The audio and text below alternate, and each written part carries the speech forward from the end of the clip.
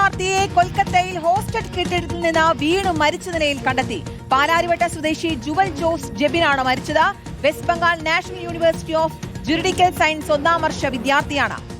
അർജുൻ മട്ടന്നൂർ വിവരങ്ങളുമായി ചേരുകയാണ്. അർജുൻ, ഈ ഘട്ടത്തിൽ എന്തൊക്കെ വിശദാംശങ്ങൾ ലഭ്യമാണ്?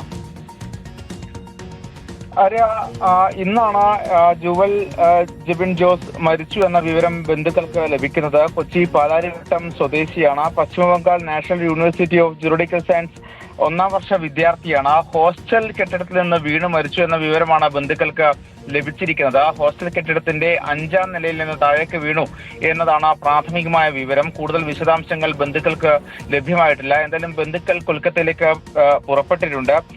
അതോടൊപ്പം തന്നെ പാലാരിവട്ടം പോലീസും ഇക്കാര്യം സ്ഥിരീകരിക്കുന്നുണ്ട്. കൊൽക്കത്ത പോലീസ് ഇത് സംബന്ധിച്ച് വിശദമായ അന്വേഷണം തുടങ്ങിയതാണ് പാലാരിവട്ടം പോലീസ് അടക്കം പറയുന്നത്.